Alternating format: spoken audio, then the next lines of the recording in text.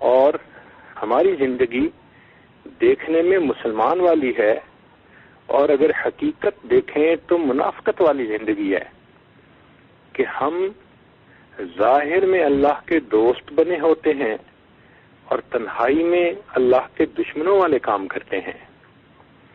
اسی کو منافقت کہتے ہیں کہ احکام اگر مرضی کے مطابق ہوں تو انسان مان لے، اور اگر اپنی خواہش کے خلاف ہوں تو پھر احکام کو رد کر دے۔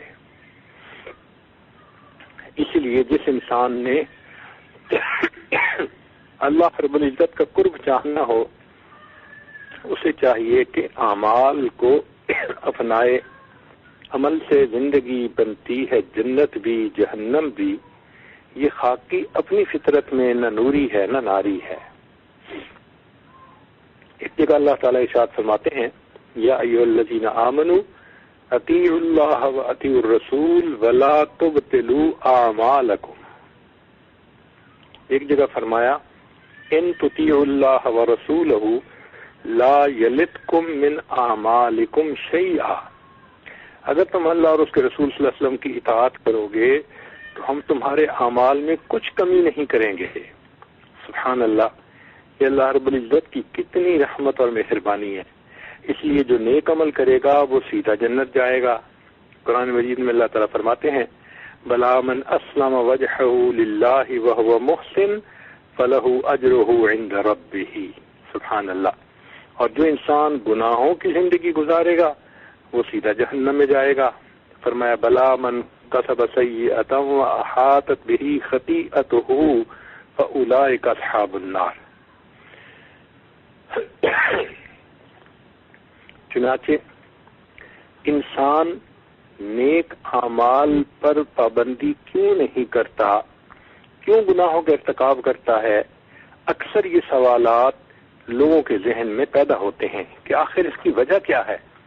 وجہ یہ ہوتی ہے کہ ایک تو اللہ تعالیٰ کی محبت میں کمی ہوتی ہے۔ محبت ہوتی ہے مگر محبت میں شدت نہیں ہوتی، جس کی وجہ سے نیک اعمال کرنے مشکل، تہجد پڑھنی مشکل، فجر میں اٹھنا مشکل۔ اب جو انسان کہتا ہے کہ جی مجھ سے تو اٹھا ہی نہیں جاتا تہجد میں، اگر اس کو کہا جائے کہ روز رات کو تہجد میں اٹھو گے آپ کو $100 ملیں گے مسجد میں آنے پر، تو آپ دیکھیں کہ مسجد میں پاؤں رکھنے کی جگہ نہیں ہوگی۔ اتنے لوگ تہجد کے وقت پہنچے ہوئے ہوں گے، کیوں؟ کہ پیسے ملیں گے۔ تو اگر $100 کی اتنی اہمیت ہے کہ ہم تہجد کے وقت لینے کے لیے پہنچ سکتے ہیں تو بھائی چند رکعت نفل کیوں نہیں پڑھ سکتے؟ اسی طرح ایک وجہ تو محبت میں کمی، اور دوسری وجہ اللہ کے خوف میں کمی۔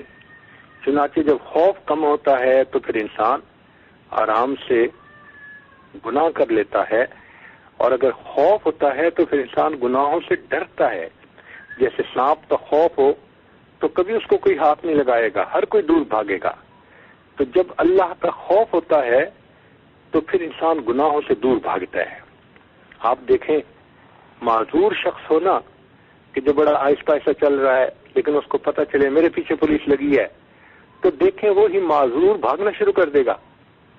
بھائی بھاگ کیوں رہے ہیں؟ وہ جی پیچھے پولیس ہے پکڑ نہ لے۔ تو معلوم ہوا کہ خوف کی وجہ سے انسان گناہوں سے دور جاتا ہے۔ تو یہ دو چیزیں ہمیں بڑھانے کی ضرورت ہے۔ اللہ رب العزت کی محبت کو بھی بڑھائیں تاکہ شدت ہو، اور یہ ذکر الہی سے بڑھتی ہے۔ یا وہ لوگ جن کے دل میں اللہ رب العزت کی محبت کی شدت ہوتی ہے، ان کے پاس بیٹھنے سے، ان کی بات سننے سے، ان کی زندگی کو قریب سے دیکھنے سے، پھر یہ آگ انسان کے ذہن میں تیز ہو جاتی ہے۔ یہ آگ لگتی نہیں ہے، لگائی جاتی ہے۔ قریب جلتے ہوئے دل کے اپنا دل کر دے، یہ آگ لگتی نہیں ہے، لگائی جاتی ہے۔ دوسرا یہ کہ دل میں اللہ رب العزت کا خوف پیدا کریں۔ یہ سوچیں کہ اگر ایک بندہ کسی کا مخالف ہو جائے تو وہ کتنا ٹف ٹائم دے دیتا ہے، حاسد ہوتا ہے، دشمن ہوتا ہے۔ اللہ رب العزت جنہوں نے پوری کائنات کو پیدا کیا، اگر وہ ناراض ہو جائیں تو پھر انسان کا کیا ہوگا؟ اس لیے ہم گناہوں سے بچیں اور اس کے بچنے کا طریقہ اللہ رب العزت کا خوف دل میں بڑھانا۔ ہمارے مقابر نے فرمایا کہ معیت کا استحضار معصیت کے ارتکاب کو ختم کر دیتا ہے۔ معیت کا استحضار کہتے ہیں کہ اللہ ہر وقت میرے ساتھ ہے، ہوا معکم اینما کنتم، وہ تمہارے ساتھ ہے تم جہاں کہیں بھی ہو۔ تو اس تصور کو دل میں ہر وقت رکھنا چاہیے، ہم جہاں ہیں، کھڑے ہیں، بیٹھے ہیں، لیٹے ہیں، جو کر رہے ہیں، جو کہہ رہے ہیں، اللہ تعالیٰ ہر وقت ہمارے ساتھ ہے اور ہمیں دیکھ رہا ہے۔ اگر اللہ تعالیٰ ہمیں دیکھ رہا ہے تو پھر ہم یقیناً گناہوں سے بچنے کی کوشش کریں گے۔ چنانچہ مشہور واقعہ ہے، ایک قصاب تھا تو کسی باندی سے اس کو تعلق ہو گیا، تو ایک رات اس نے موقع تلاش کر کے اس باندی کو کہا کہ دیکھو مجھے تم سے بہت محبت ہے اور میں تم سے ملنا چاہتا ہوں۔ تو اس کی باندی نے اس کو جواب دیا کہ دیکھو جتنی محبت تمہیں مجھ سے ہے اس سے زیادہ مجھے تم پسند ہو، تم سے محبت ہے، مگر میں اللہ سے ڈرتی ہوں، میں گناہ نہیں کر سکتی۔ تو دیکھو ایک عورت کے دل میں اللہ کی معیت کا استحضار تھا، لہذا وہ گناہوں سے بچ گئی۔ تو معیت کا استحضار معصیت کا ارتکاب ختم کروا دیا کرتا ہے۔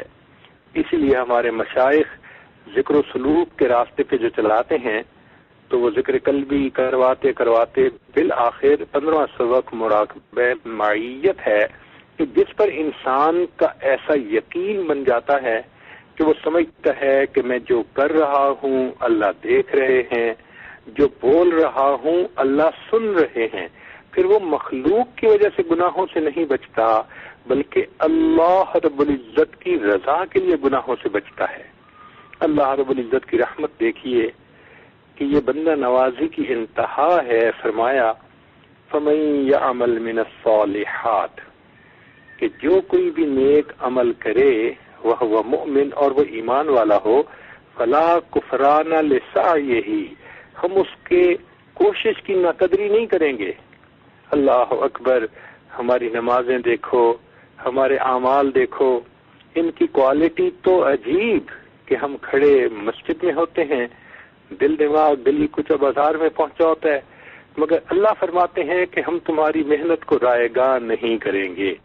یہ اتنی بڑی اللہ کی طرف سے ہمت افزائی، حوصلہ افزائی ہے کہ مالک پہ تو قربان ہونے کو دل کرتا ہے۔ سبحان اللہ۔ ہمیں دفتر کے زمانے میں اس کا تجربہ ہوا کہ اگر کوئی ڈائریکٹر یا کوئی سی ای او اس نے کہیں لیٹر لکھنا ہوتا تھا تو وہ اپنے سیکرٹری کو بتاتا تھا کہ یہ لکھ کے لاؤ۔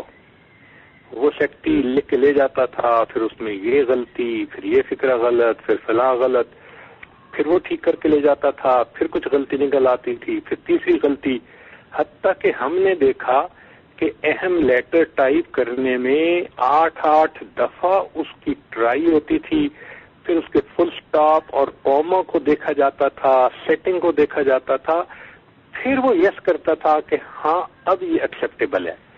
تو جب کبھی ایسا ہوتا تو میں ہمیشہ کہتا کہ دیکھو یہ ایک ادارے کا بڑا ہے اور اس کو لیٹر پرفیکٹ چاہیے، ذرا بھی اس میں کمی نہیں چاہیے، یہاں لیٹر بولڈ ہونا چاہیے، یہاں یہ ہونا چاہیے، یہاں پیراگراف ختم ہونا چاہیے۔ تو اللہ رب العزت کے سامنے جو ہم عبادت کرتے ہیں وہ عبادت تو کوالٹی میں کسی کام کی نہیں ہوتی، مگر اللہ پھر بھی تسلی دے رہے ہیں کہ اے میرے بندو تم جو بھی نیک عمل کرو گے فلا کفران لسعیہ، ہم تمہاری محنت کو رائے گاہ نہیں ہونے دیں گے، وَإِنَّا لَهُ كَاتِبُونَ۔ سبحان اللہ، اتنی عجیب بات ہے کہ بندے کے عمل پر اللہ اپنی طرف نسبت کر رہے ہیں کہ ہم ان کو لکھتے ہیں، حالانکہ لکھتے تو فرشتے ہیں، اللہ تعالیٰ کی طرف سے متعین ہیں انسان کے نیک اعمال کو لکھنے کے لیے۔ تو یوں بھی کہا جا سکتا تھا کہ ہم تمہارے اعمال کو لکھواتے ہیں، مگر نہیں، جہاں محبت ہوتی ہے وہاں نسبت اپنی طرف کی جاتی ہے۔ اللہ رب العزت اپنے بندوں سے محبت کا اظہار فرماتے ہیں اور میرے بندو میں تم سے اتنی محبت کرتا ہوں، تم اگر رات کو اٹھتے ہو تہجد پڑھنے کے لیے، دن کے مختلف اوقات میں مسجد میں آتے ہو نمازیں پڑھنے کے لیے، اگر تم قرآن کھول کر پڑھتے ہو مجھے سنانے کے لیے، وَإِنَّا لَهُ كَاتِبُونَ، میرے بندو تمہارے عملوں کو ہم لکھتے ہیں۔ اللہ اکبر، اللہ کی عظمتوں کے بارے میں سوچئے اور اپنی اوقات کو دیکھیے، اور پھر اللہ یہ فرمائے کہ ہم تمہارے عملوں کو لکھوا رہے ہیں۔ سبحان اللہ، یہ اللہ رب العزت کی کتنی قدر دانی ہے جو اللہ نے ہم پر کی ہے۔ اس لیے ہمیں چاہیے کہ ہم اپنے ایمان کی بھی قدر کریں اور اعمال کو بھی زیادہ سے زیادہ کرنے کی کوشش کریں۔